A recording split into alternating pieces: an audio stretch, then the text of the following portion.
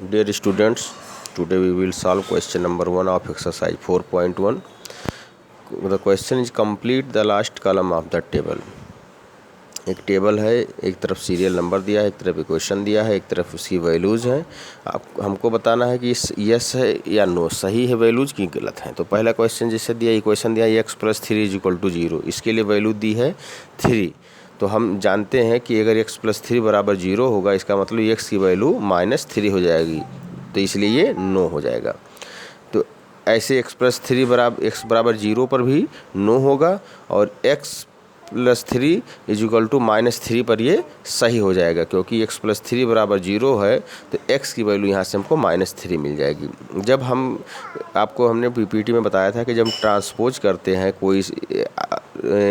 कोई भी टर्म एक LHS से RHS, तो उसका साइन निगेटिव हो जाता है। जैसे 3 यहाँ LHS में है, तो जब इधर आता है तो 0 की तरह, तो -3 हो जाएगा, क्योंकि इसका चिन्ह बदल जाता है। ठीक है। दूसरा ऐसे दिया है कि x - 7 = 1। अब अगर इसके लिए x = 7 पर ये सही है कि गलत है, तो ये भी नो होगा, बिकॉज x - 7 बराबर जब 1 है, तो हमको मिलेगा x = 1 + 7 दैट इज़ 8, यानी x = 8 पर ये वैल्यू सही होगा। अब ये x - 7 = 1 था, अब -7 इधर है LHS में, इसको जब RHS की तरफ लाओगे तो ये +7 हो जाएगा, तो हो जाएगा x + 1 + 7। तो x - 7 = 1, x = 8 पर ये सही होगा, तो यहाँ पर s लिखेंगे। फिर तीसरा देखते हैं 5x = 25। अब यहाँ देखिए लिखा है x = 0 पर, इसकी ये सही है कि गलत है। तो हम देखते हैं अगर 5x = 25 है, तो this implies x = 25/5 that is 5 मिलना चाहिए, लेकिन यहाँ x की वैल्यू 0 है, तो ये नो हो जाएगा।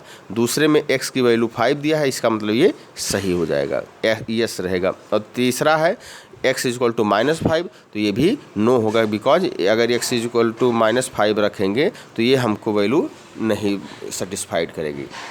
अब चौथा देखते हैं, लिखा है m/3 = 2।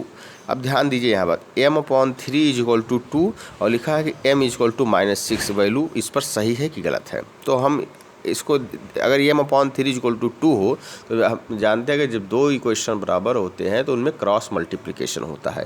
तो यहाँ 3 को 2 से मल्टीप्लाई करेंगे तो मिलेगा हमको m = 6, लेकिन यहाँ क्या वैल्यू दिया है, m = -6। इसका मतलब m = -6 पर ये इक्वेशन सही नहीं है, तो यहाँ हम लिख देंगे नो।